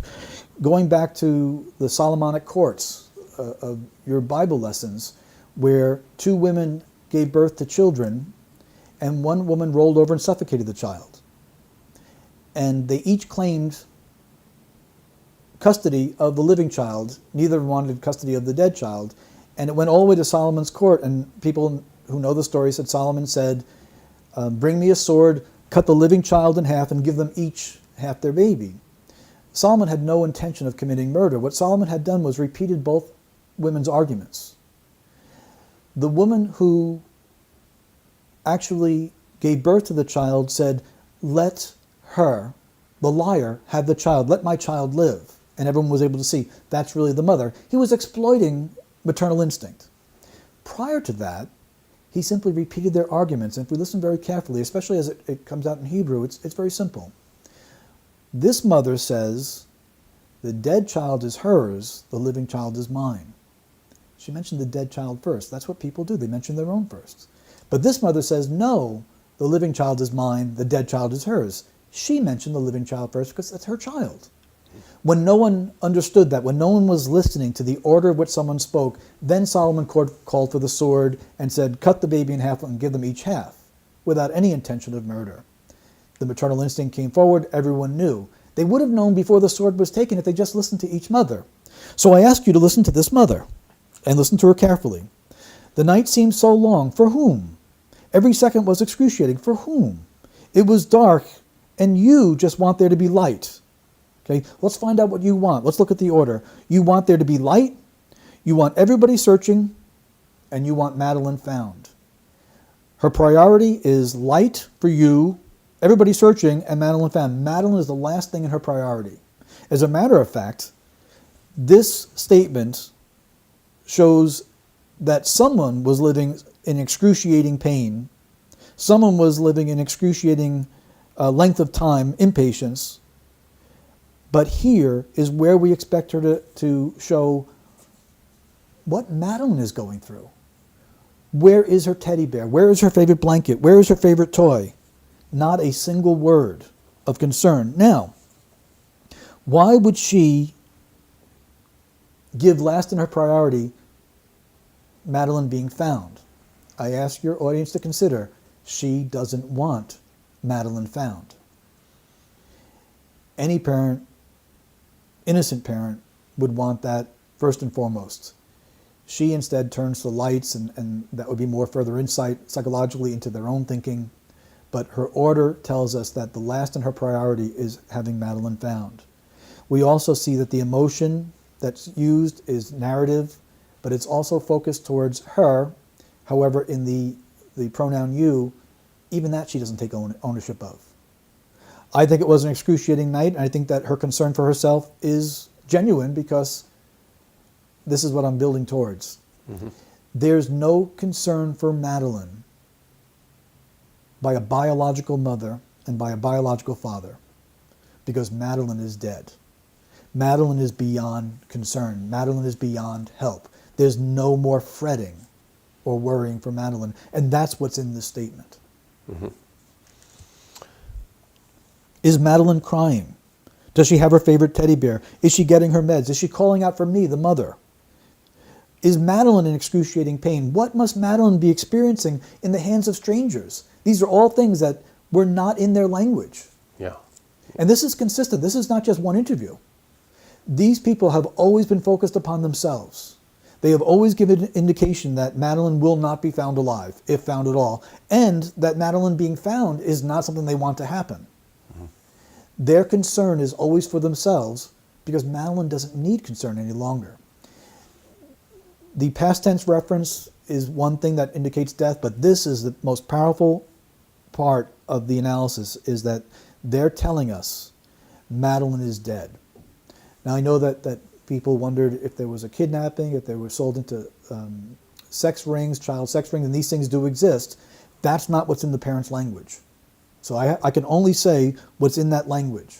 And I'm letting them guide me. I'm letting them dictate to me my opinion by the words that they're choosing. And they're actually going to give us more detail. Mm-hmm. Richard, they're going to confess. You think so? Oh, you mean in the subtext of the interview? You don't mean literally, do you? They're in this statement, we're going to see what we call a statement analysis confession. They actually admit to us what happened. Did you kill your daughter? No, that's an emphatic no. I mean, the ludicrous thing is what's been purported from Portugal is that Madeleine died in the apartment by an accident and we hid her body. Well, when did she have the accident and died? Because the only time she was left unattended was when we were at dinner. So if she died then, how could we have disposed or hidden her body, when there was an immediate threat? It's just nonsense. So, and if she died when we were in the apartment or fell and did something, why would we cover that up? And this is what we call the embedded confession. This is where a guilty party will put together in their own language what happened.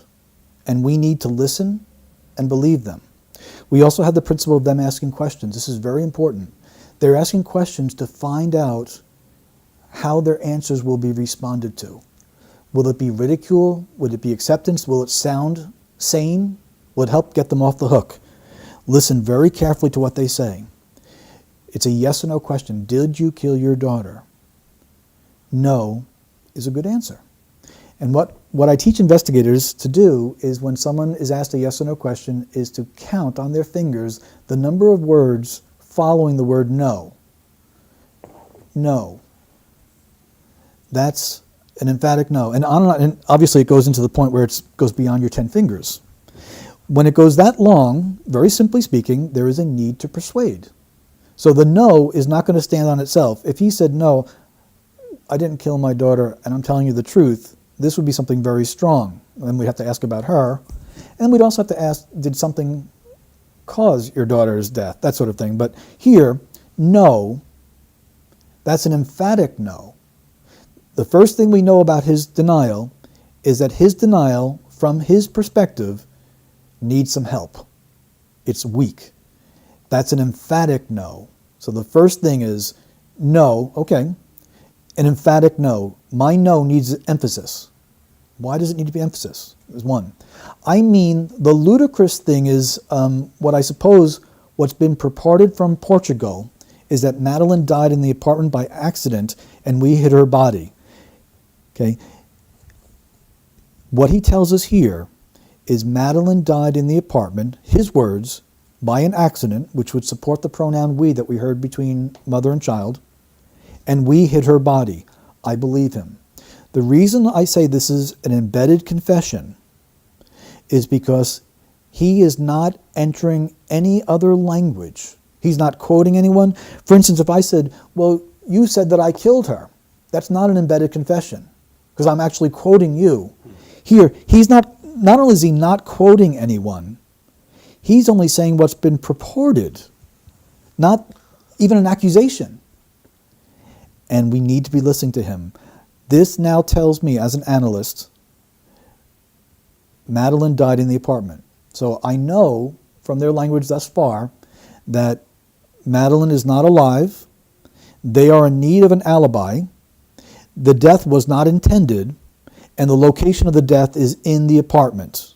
And again, by accident. And then I know something else now. I know that we hid the body. Jerry and his wife, the two McCann's together, they worked together to hide her body. Then he goes into questions, and this is where guilty parties are looking to see what a response is. They're disguised as rhetorical questions, but they want to see what people respond to them as. This takes place even in the interview process. Well, when did she have the accident and died? Okay, what they want to know is, do people know the exact time of death? Because the only time she was left unattended is not the only time we left her. He's now removing himself from that. Left unattended is passive. Was when we, which shows unity between him and his wife, were at dinner. So if she died then, which this is, we call this an allowance.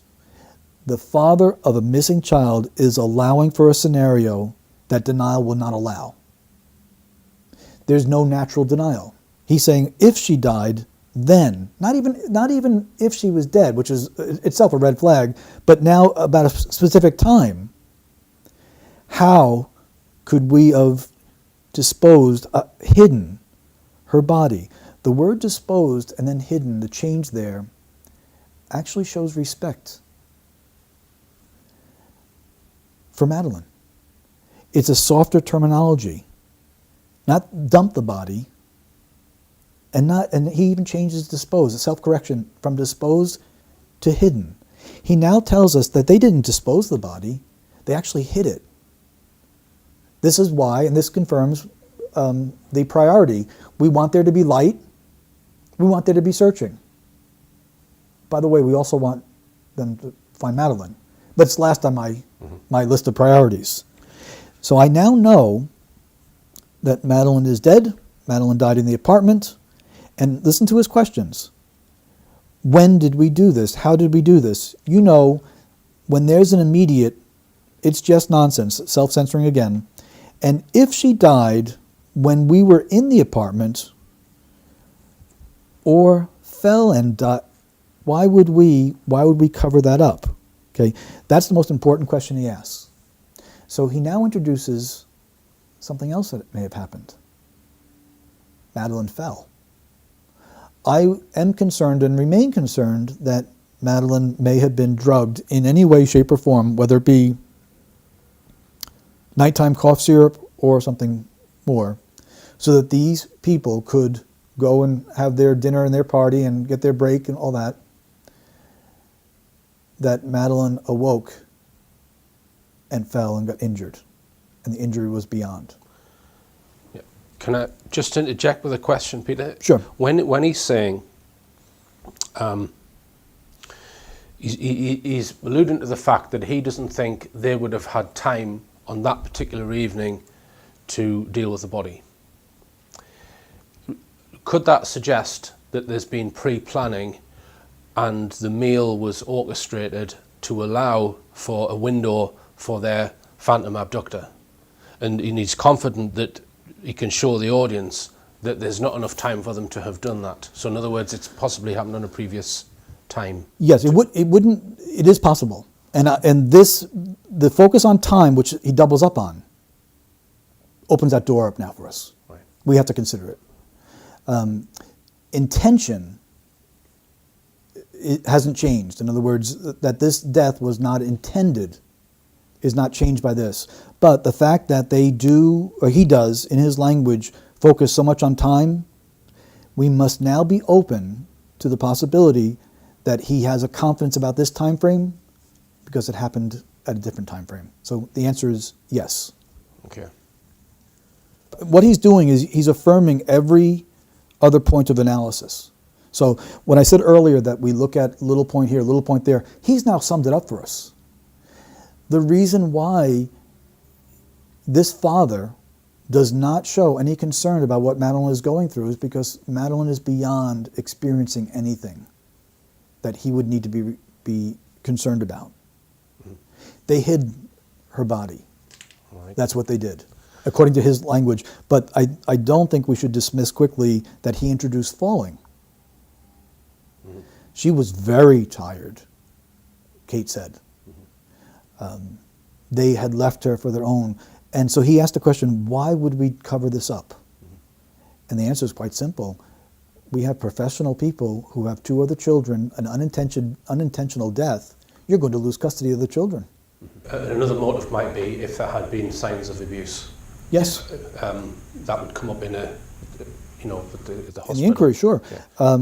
He, as a medical professional, in any way, they are very likely to have knowledge of child abuse because it's just part of that profession where they deal with that.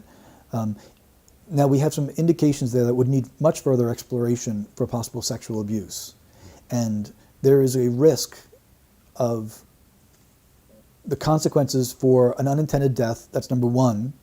Risk of losing the other children, number 2. And then as you point out, when Child Protective Services sends in a professional to investigate, every case is explored for sexual abuse, whether there's allegations or not.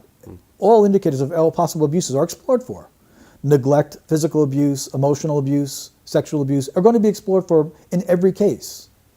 Because we have some linguistic indicators, which could be them as parents, it could be them as abusers, it could be him as an abuser, it could be her failure to protect. We have to explore for it. Right. The consequences could go on more than just losing custody of the twins. Mm-hmm. It could be loss of freedom. Yeah. When a guilty person asks questions, they're floating out alibis, they're looking to see what sounds plausible. And in his question, he says, well, when did she have the accident, not a accident, the accident, and died? The only time she was left unattended was when we were at dinner, so, which is establishing his alibi. If she died then, how could we have disposed of hidden her body? Now, it's interesting, when some people ask questions like that, they don't always get the answers they want to hear. We had here in the United States a baseball player who was accused of using performance-enhancing drugs named Roger Clemens.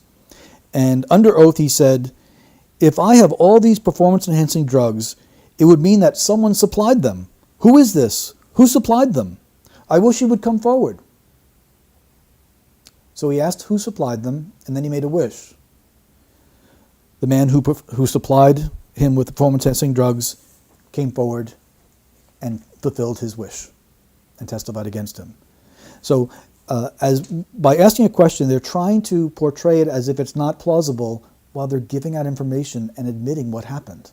Mm-hmm. This is an embedded confession in statement analysis. This is not the quote of someone else accusing them. This is what was purported to come out from Portugal.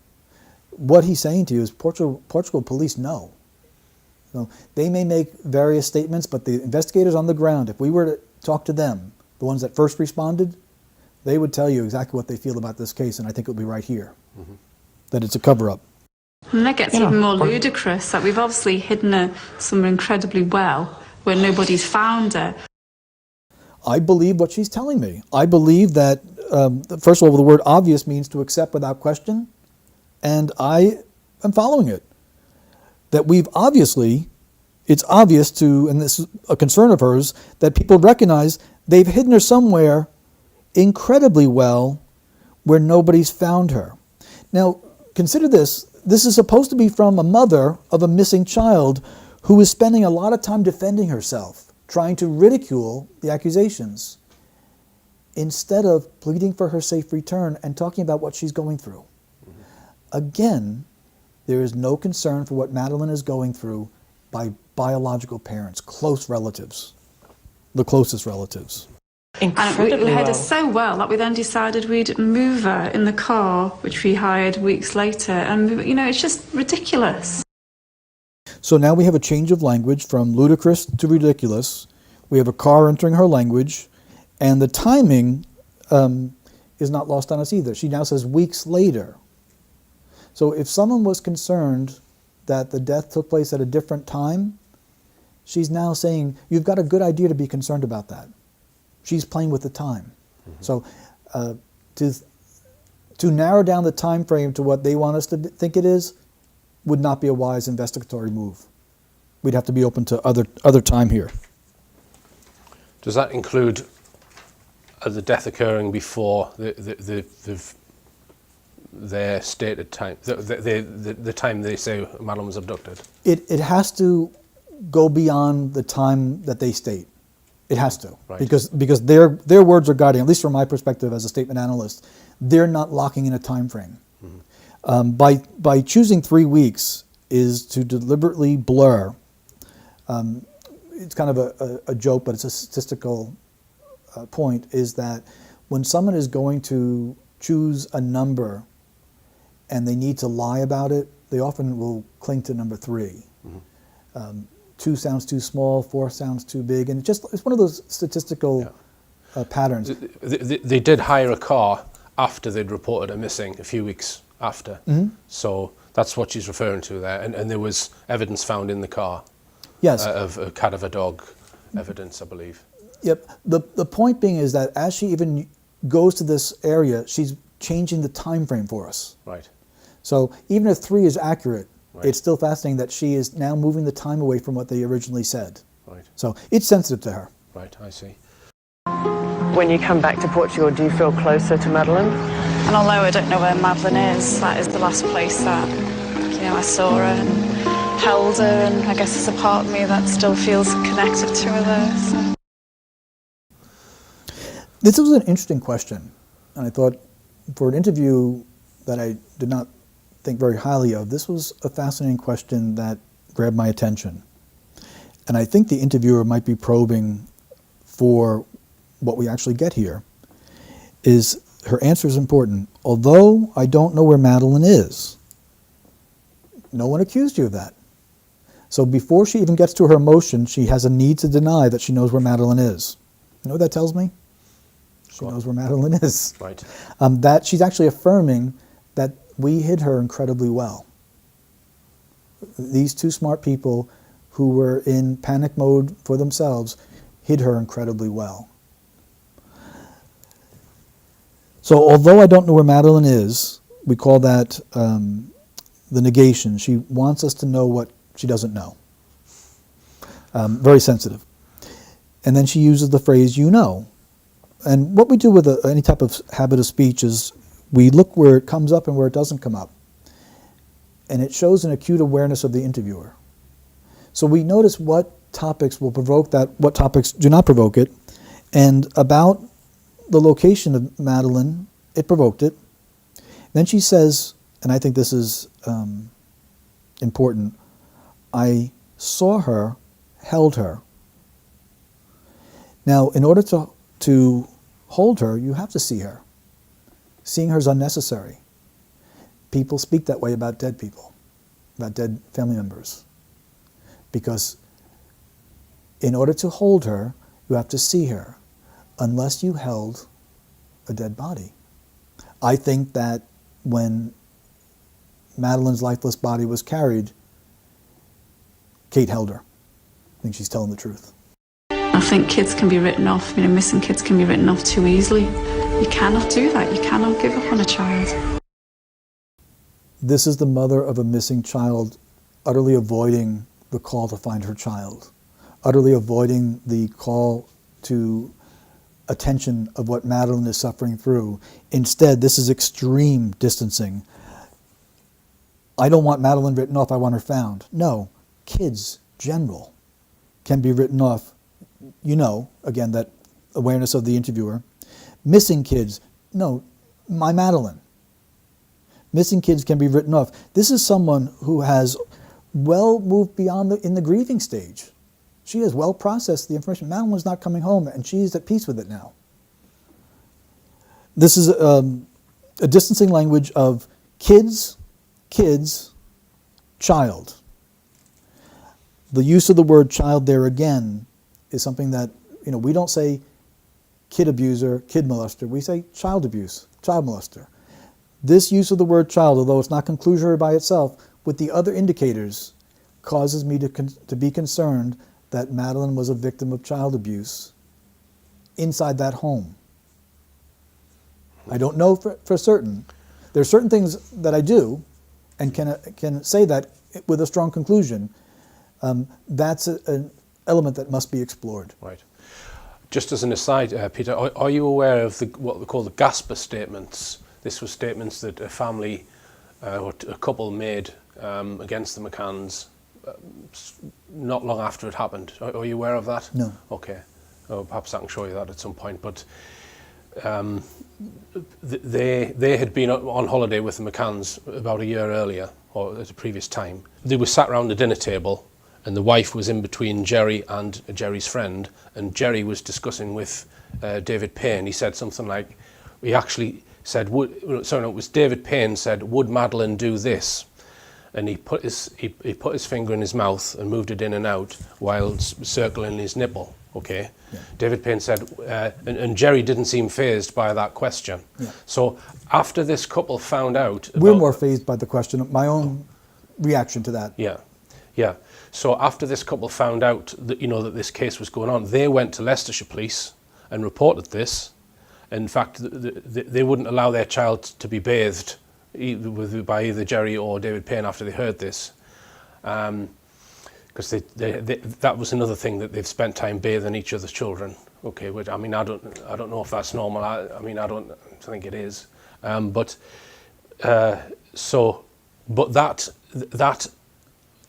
them going to report that in the UK was withheld. The British police didn't send it to the Portuguese police investigation until the lead investigator had been sacked. So that only surfaced, and the Portuguese new investigation team ignored it because we think there's a political decision being made to pull the investigation. Mm-hmm. But yeah, just to point that there's other statement evidence that Jerry might be involved in abuse, even though you've not even seen that. Right. The concerns are in the language, and I didn't know that. Right. But they're in the language. They rely upon an infant's natural sucking mechanism of survival. Right. That's one of the methods of sexual exploitation of a child. So right. that motion that he made. Right. That would certainly fit into the language then. Kids are survivors. Jerry says kids are survivors.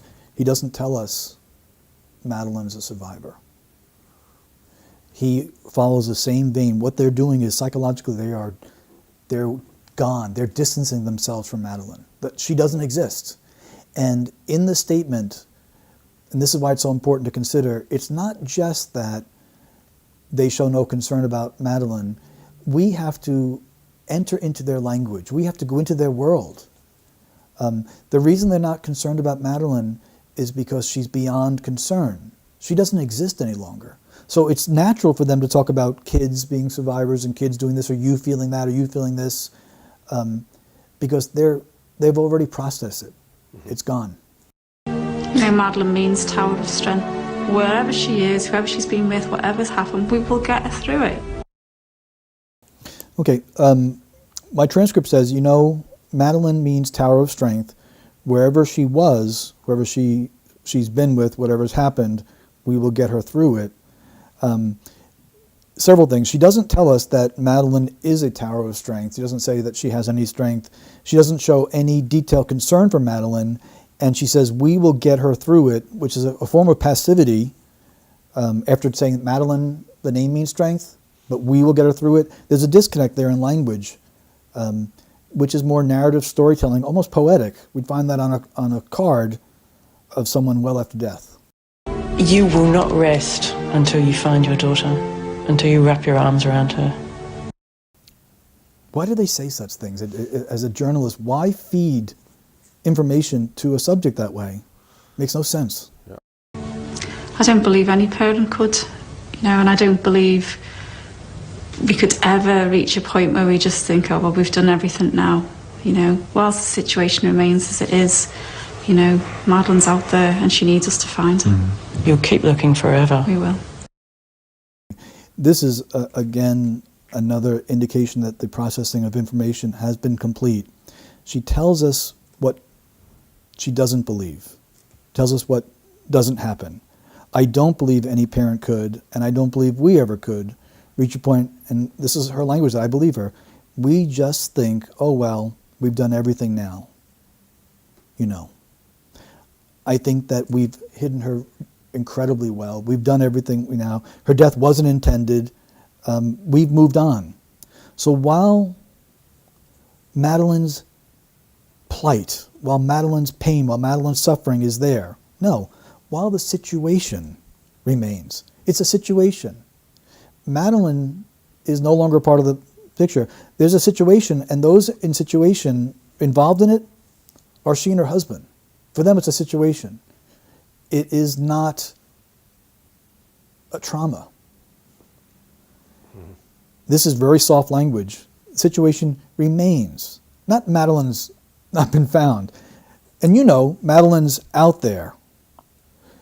Do you notice that she avoids saying anything about the person that has her or the people that have her? So not only do we not have any connection, but even if they had been guided by law enforcement, they would be speaking to the kidnappers. They would be seeking to provoke empathy or some reason to bring her back. No, she's just out there in the passive voice. That again is another indication they're not concerned. Madeleine's beyond the need of their concern. What's the last thing she says? She needs us to find her.